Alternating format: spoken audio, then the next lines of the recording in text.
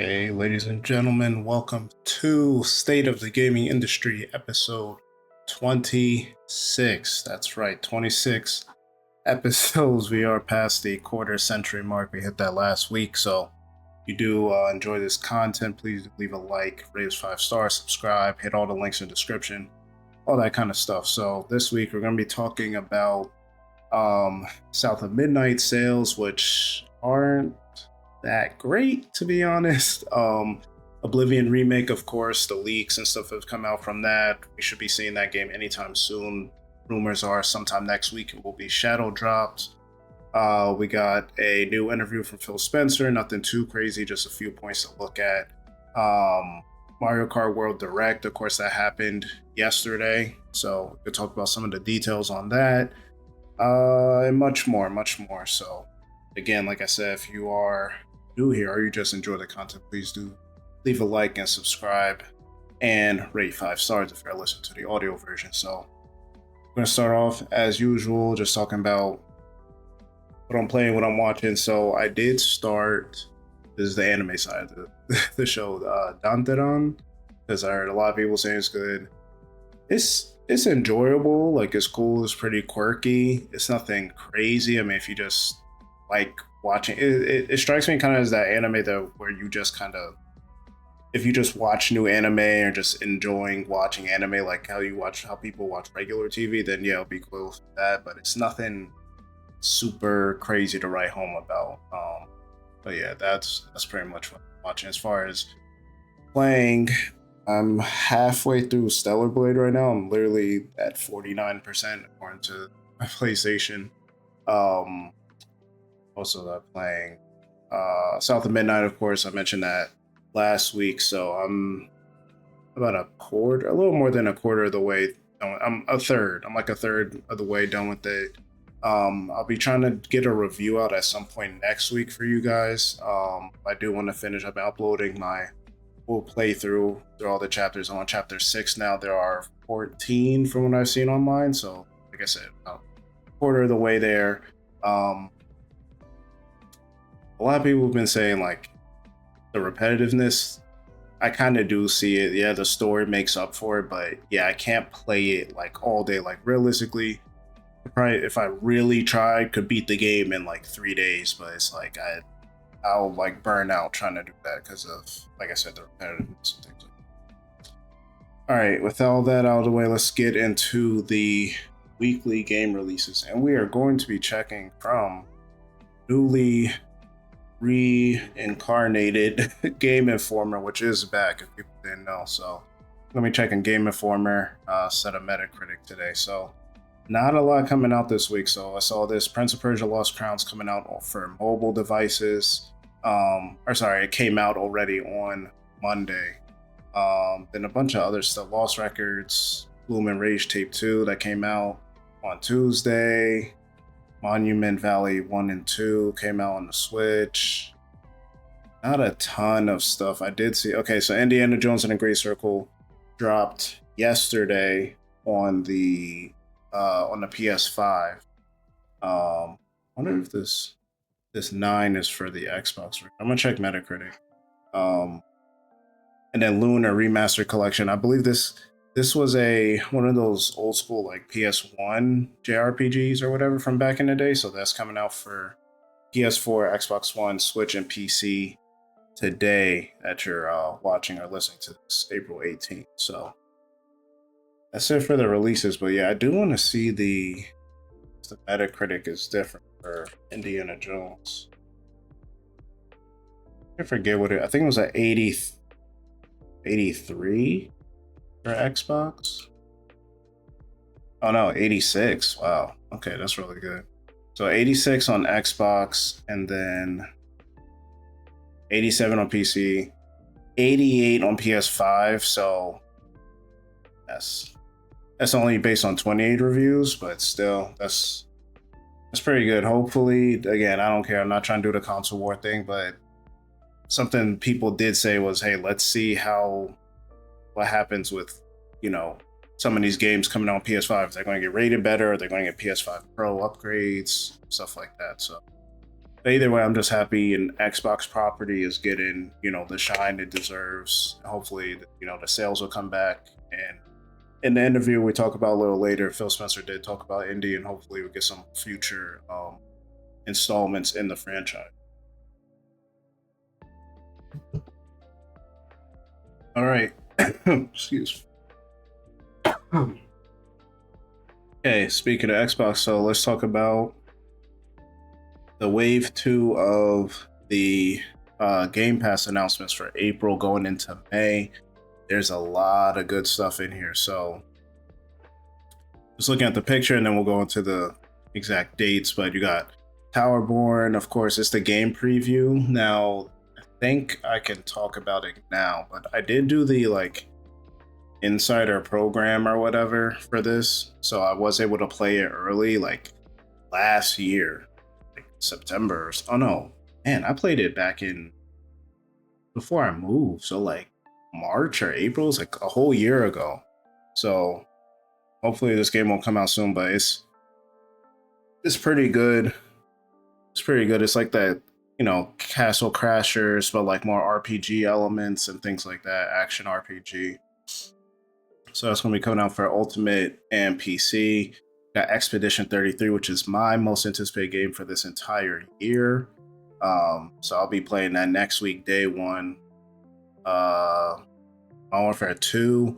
I'm going to play through that just because I like the campaign and Modern Warfare from back in the day, and it's going to be in Game Pass, so might as well try it. I haven't played Modern Warfare 3, believe it or not. I heard the campaign was an afterthought, and it was really like a Modern Warfare 2.5, so I never bothered with it. GTA 5 coming back, Crime Scene Cleaner, Dredge, Tempopo, Far Cry 4, bunch of other stuff. So going in chronological order, so GTA 5 is on standard, ultimate, and PC Game Pass. I wonder how much Xbox is paying for this, because I believe it comes back all the time. It's in PS Plus sometimes too. So you got Hunt Showdown 1896, which if you had Ultimate, you already had it. Now it's getting added to PC Game Pass. April 16th. So Neon White, which that's what confused me until I read this. It was on Ultimate already because I know I have it downloaded. I've had it downloaded for months now. But now it's being added to, or it was added to standard already. Sunshine SquarePants and Patrick Star games getting added to everything.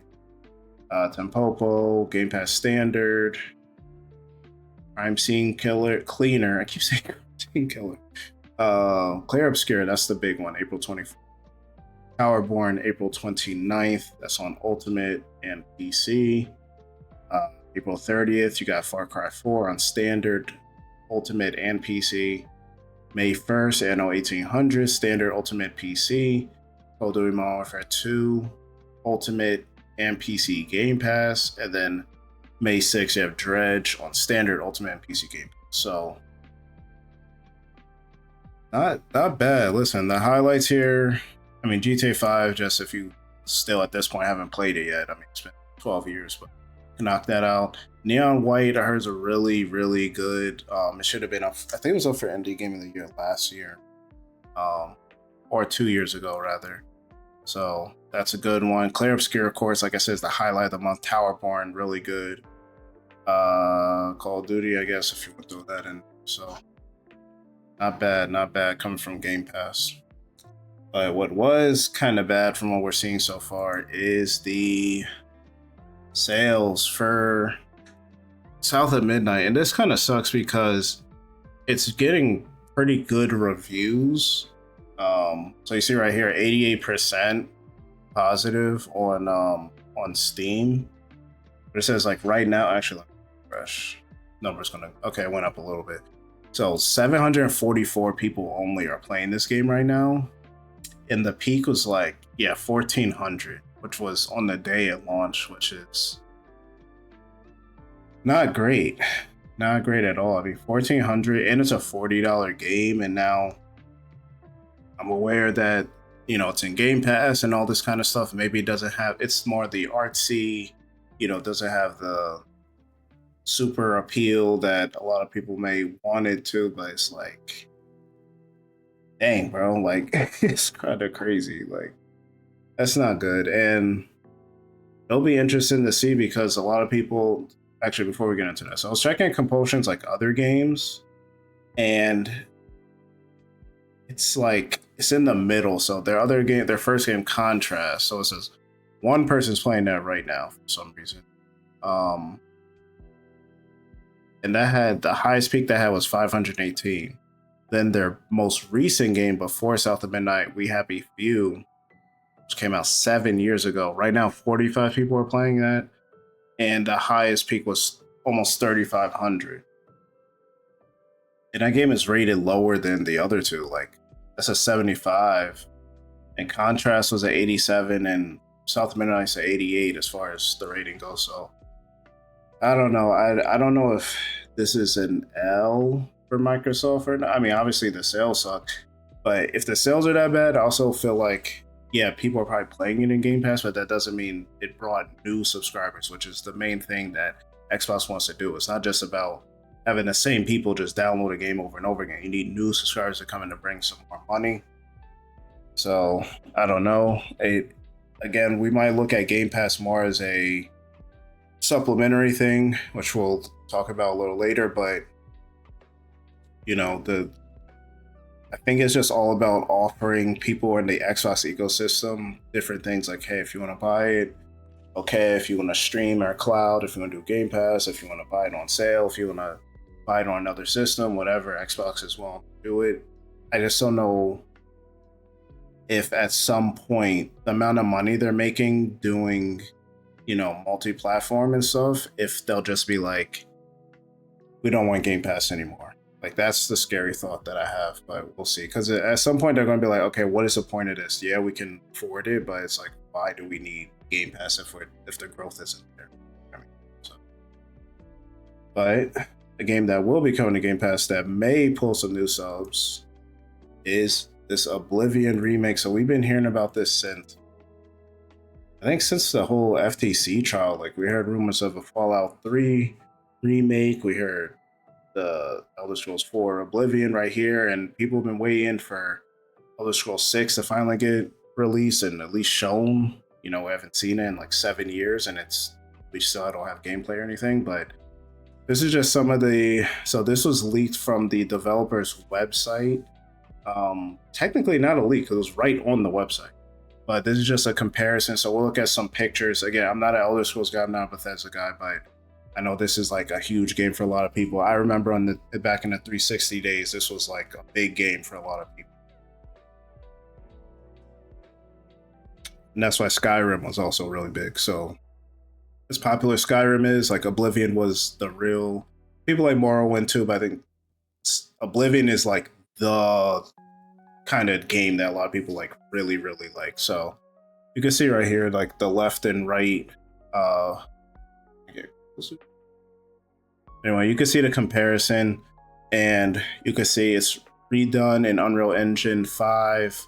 And we'll look at some one of the leakers, he actually made some like higher res, like because you see on the right it's like a lot more muted and dark and gray. He kind of upscaled them a little bit so we could see it, but this is the main like title card or game card, and it's being done by Virtuos, who does a lot of remakes. So normally they do a good job. So yeah, as you can see, like a lot of pictures are very dark and muted. You can't really see them that well. This one you can see pretty well. This one, which is that, and I always point with the wrong finger. This picture right behind me, that's this picture right here. Got that, got the town, the Little Mermaid statue. Got this, fighting on a bridge. I mean, it looks good. I'll probably give it a try anyway. I need to finish Avowed first, so I don't want to play this and then I didn't Avowed. So it looks like there's going to be a deluxe edition as well, and it's a remaster, not a remake. So, but I mean, the game's almost 20 years old at this point. Remaster is a remake. It's just you don't retell the story. You just fix the visuals up, fix the mechanics a little bit, quality of life. Good to go. But this is just an edited version of some of those pictures we saw already. So the top one is it darker, and then this is it a lot lighter, and of course this isn't going to be exactly how it looks because I'm sure they just added some like saturation or brightness or whatever, better lighting. But you can see right here, better lighting, and then this here, city streets. This one's very bad quality, but outside the capital. So we'll see. Rumor is next week, and then Shadow Drop. Now, I mean, Xbox, they've been pretty busy this April. You had, yeah, South of Midnight, what, 2 weeks ago or last week? Then you got possibly this game, Oblivion Remaster, next week. And then you also got Clear Obscure and Game Pass, so pretty good, pretty good.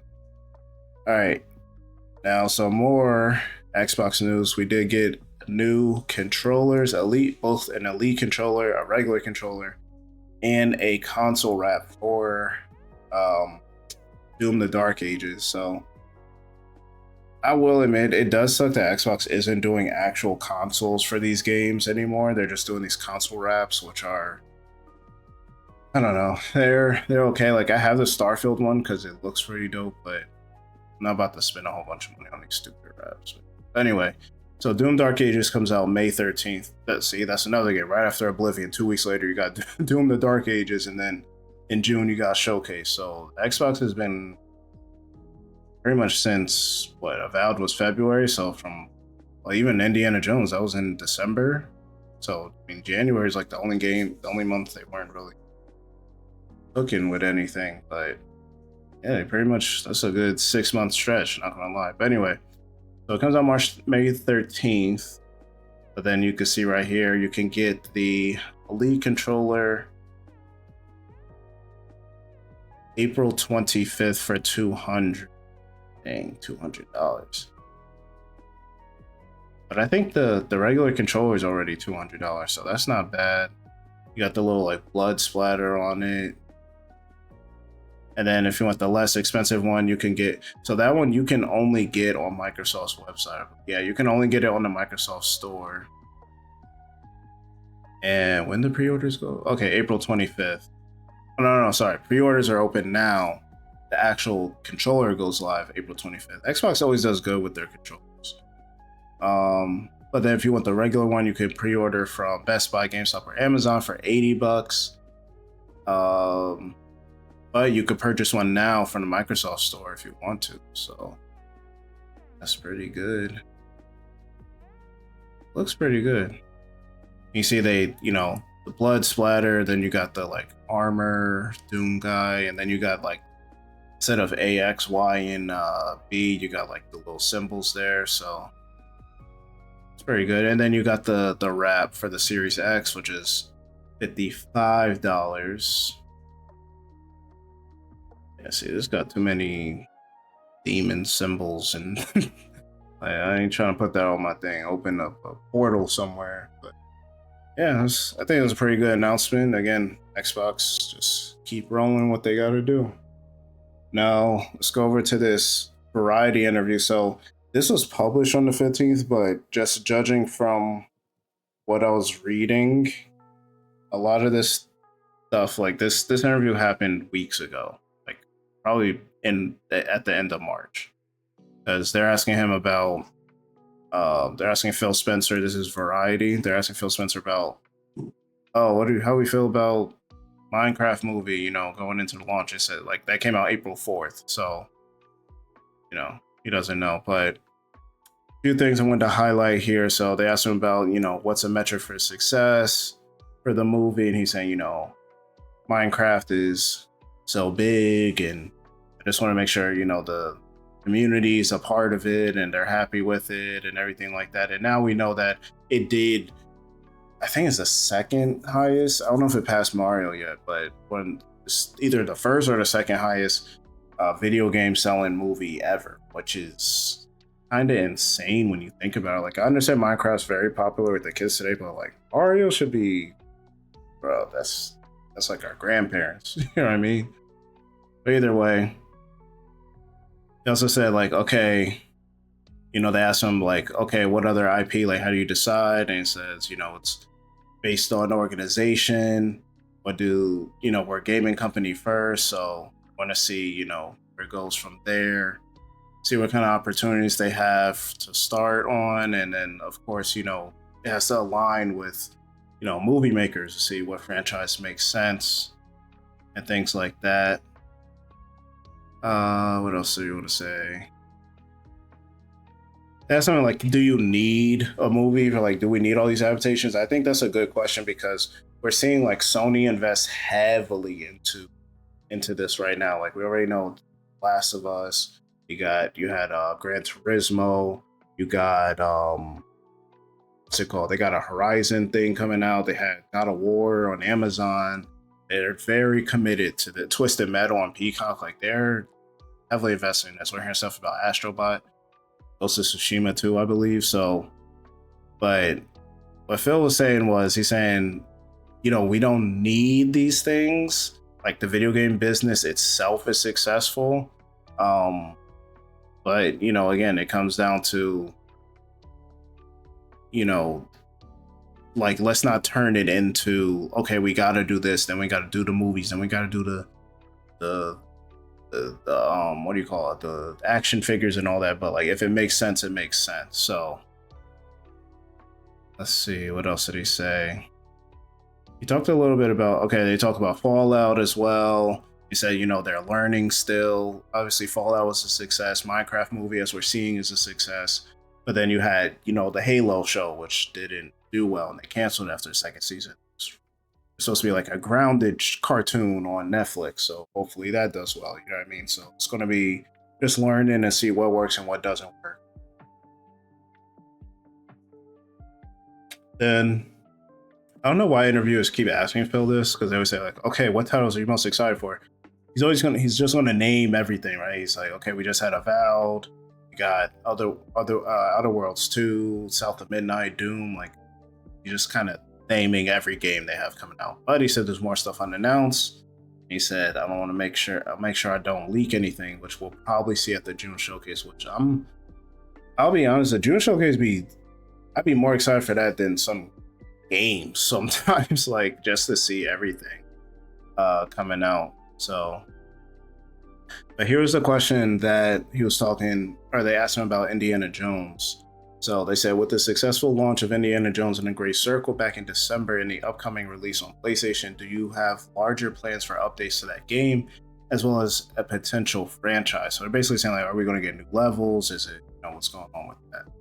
So it said, I will say we're really happy with Indy and the players and the reception. We do think there's life in that franchise, and I'm just going to leave it at that. So that's like, he's saying it without saying it, right? Same thing with, the handheld stuff. Like, he'll be like, listen, we're testing different form factors and blah, blah, blah. Or like, I play with my handheld, I play with my ROG Ally all the time. Like, he's basically saying it without saying it. But yeah, it says we're launching on PlayStation here pretty soon. I think that'll be a cool moment.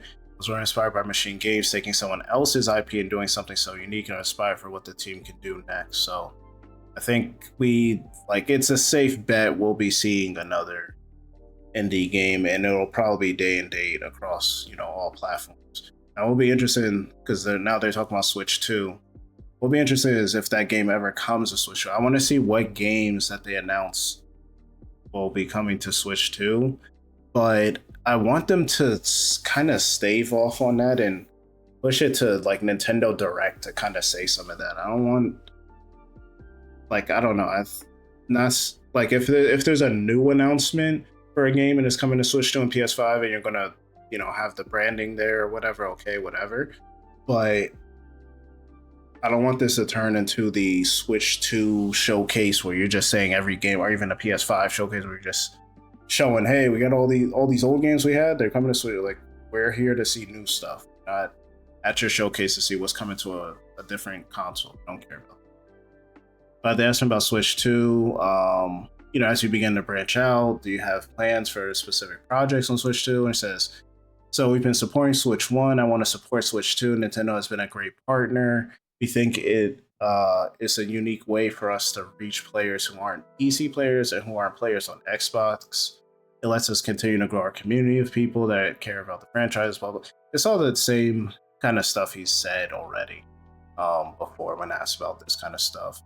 And then they said with them revealing it, their Switch 2, does it make Xbox antsy about, they're announcing their next console? And he said, no, I think all of us in this industry should focus on our own communities and player base that we're building and get inspired by what a lot of different creators do and other platform holders. But I believe in the plans that we have. Obviously, we're evolving what it means to be Xbox and main players in so many different places, 3 billion players playing video games, blah, blah, blah. So, like he said, like you kind of learn from competition, but you don't want to base your whole plans based on what they're doing and move everything you're doing based on your competition. Obviously, you have to take a lot of that stuff into account, but you don't change your whole 5-year plan based on what the rest of the industry is doing. And then the last part here was just he was asking about Game Pass. So they're saying, how are you viewing it? Its role in the larger Xbox business. And he said, I'll start with just how many people are playing games. I've always thought about Game Pass as just another option for somebody who wants to play.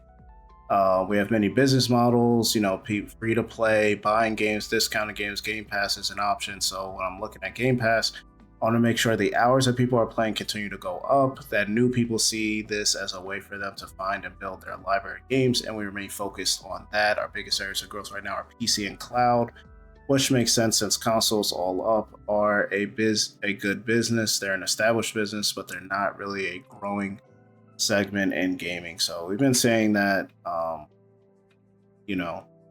for the longest. He's been saying that like the console market, it's been the same 200 million people or whatever that have bought consoles altogether. So you're kind of fighting for the same people and over again. So let's try and get these 3 billion people that are on PC, console, and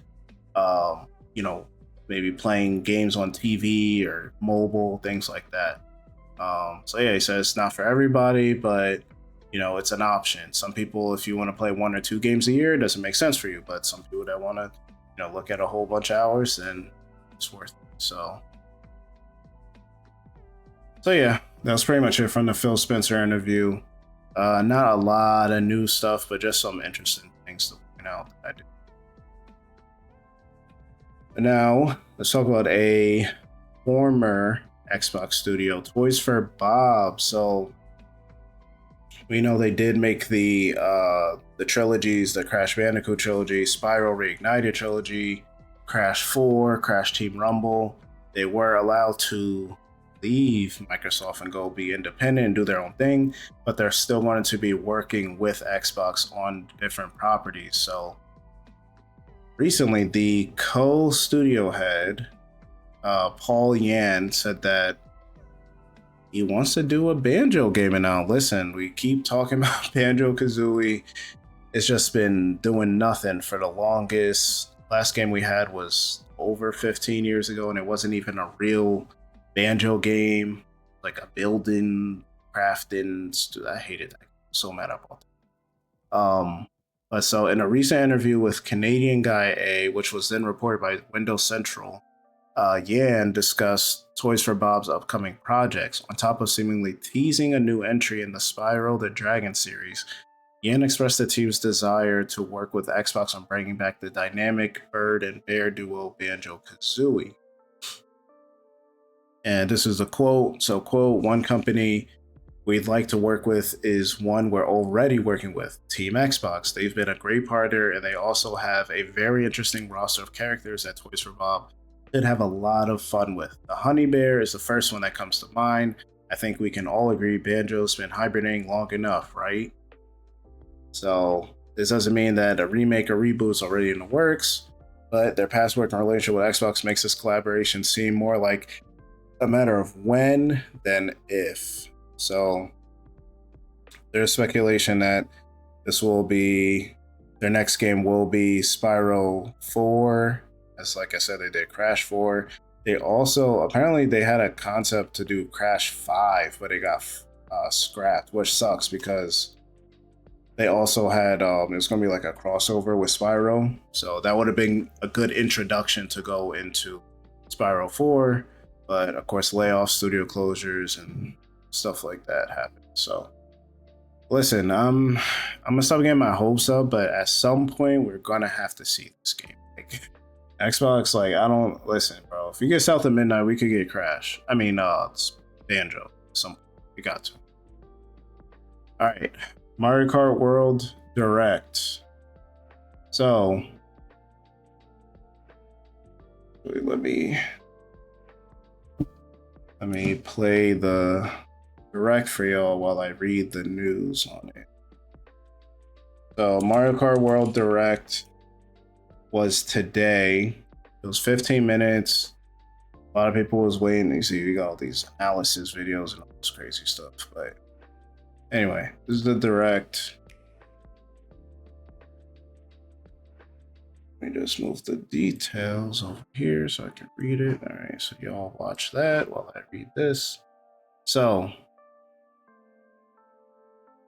a lot of people was hoping to see, pre-order details and stuff like that. We did not get that, but we did get a look at was first part was the courses. So one of the cool part about the courses is that there's the map of all the courses is interconnected, and I believe I couldn't tell what exactly was going on, but it said like if you're going across, whether it's the water or flying or the open road or whatever, I believe each course is going to have multiple tracks or pieces of the track on the map for you to go across.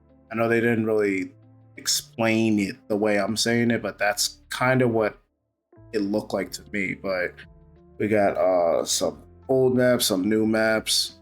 You got Mario Brothers Circuit, Crown City, Salty Speedway, Starview Peak, Boo Cinema, Toad's Factory, Peach Beach, and Wario Shipyard. So that's just a few that we saw. Each mode is going to have up to 24 racers, which is going to be cool. A lot of these we've seen already. I don't know why they keep adding like, oh, the baby version of like Baby Daisy, Baby Mario, Baby Rosalina. It's like, how much different are they? But you got a few new characters. You got Spike. You got this cow that everybody's going crazy over, or they're trying to sell us for some reason. You got the Hammer Bro. You got few new characters as well. They had a new feature. It was like a rewind. So as you're going across and playing these maps and everything like that, you might make a mistake like, oh, there's a certain jump you want to hit or a certain shortcut you might find or whatever. And there's a rewind feature where you can go backwards and kind of retry it.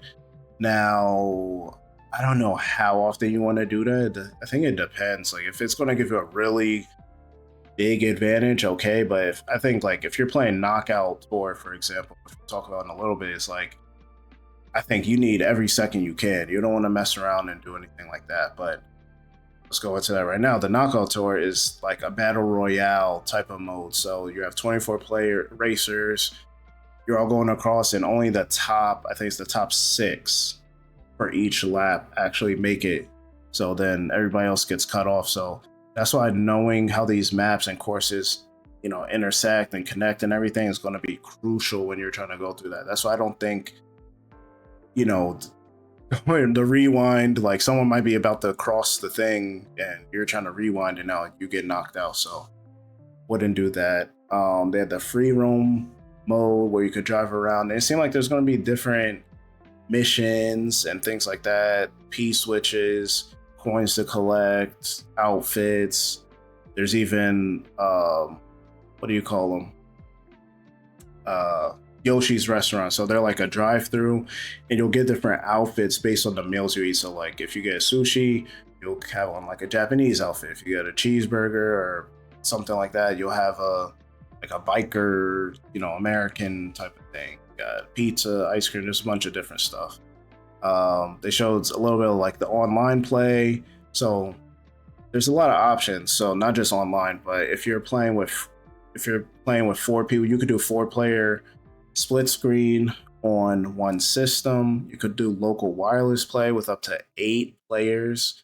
So 2 systems with 4 people playing on each. You could play with 24 people around the world on online play. So A lot of options. A lot of options. Obviously, game chat, the camera usage, and all that. And then the different modes. So obviously, time trials, Grand Prix, which is the usual one, knockout mode we mentioned. But then they also have versus mode, which a lot of people wanted to come back. Or sorry, not versus mode, battle mode, which a lot of people wanted to come back. And I don't know when's the last time it was out, but people made it sound like it's been gone for a while. I know it was on the DS version, which was Mario Kart. I think it's considered Mario Kart 5.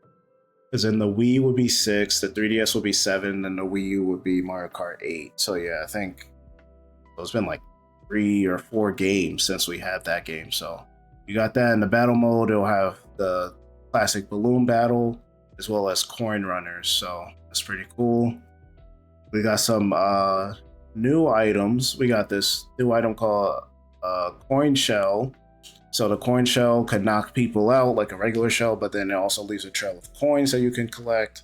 There's an ice flower, which surprised me that I didn't even think about it. The fact that that's not even an item. Then you had the hammer, so you can throw that. They not only hit people, they'll stay up in the ground for like a little bit, and then can actually block people from driving around it.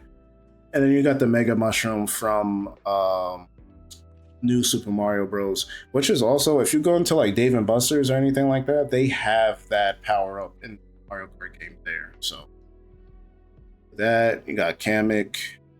He does like magic, which transforms people, things like that. So yeah, that's about it. Now I know a lot of people are complaining about the fact that it's still not being justified about it being $80, or how Tears of the Kingdom was very different with their messaging as far as them coming out and all this kind of stuff.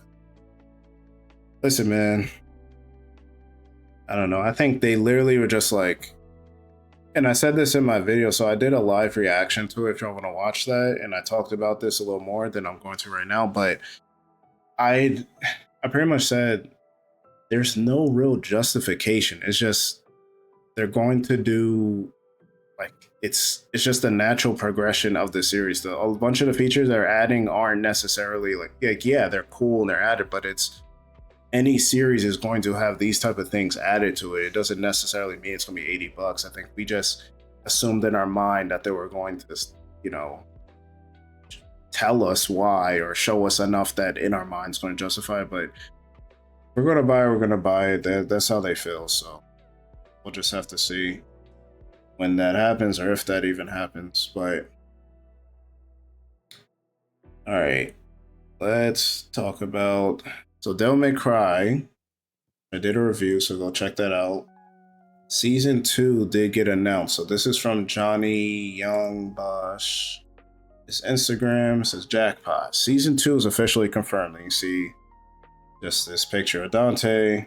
It just says season 2 coming soon, which is pretty good. I'm interested to see, like I said, since Kevin Conroy passed, I don't know how, like, I don't know if they filmed these seasons back to back and knew Netflix was gonna approve it or what, or they got a new voice actor for him, but we'll see. But this says they also shared, outside of that, they also had, so Evanescence, I mentioned in my review, so they did a, can't really show this because it's gonna get copyrighted, but we'll show a little bit. But there's some clips here that show Dante. So see, this is not Dante from season 1. Like, he looks completely different. Like, he has longer hair, different shirt on, all this kind of stuff. So you can see a little bit more here. See, and they're like purposely not showing everything. So I want to see him use his sword more. Like, all this shooting and stuff look like focus. But see, someone here took some screenshots. So it says right here, see the longer hair, different shirt, tight black shirt. He looks more muscular. Which I know a lot of people said, like, his hair didn't make sense for season 1. This is a little more in line with the Dante we know. So we will see. Hopefully, I mean, this just came out, so maybe within a year or next summer we'll be getting the season 2. But I'll be there. I definitely enjoyed the first season, so definitely check out my review on it. All right, some rumors. Gotta love rumors. So this is from Vice, which I thought was out of business, but I guess not. Either way, so there's a leaker. This is just on the forum. Of course, gotta take it with a grain of salt.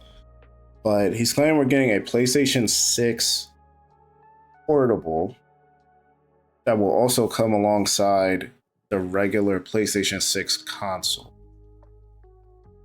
Which I don't disagree with, because I think Xbox is going to do the same thing, as we've been, it's been rumors about it and everything. Because I don't know if I think what they're going to do is the same way they had Xbox had the Series S. They're going to do something like that where, okay, we'll put out 2 systems, but one's going to be portable because that'll probably sell better. People like the hybrid, Switch and all that.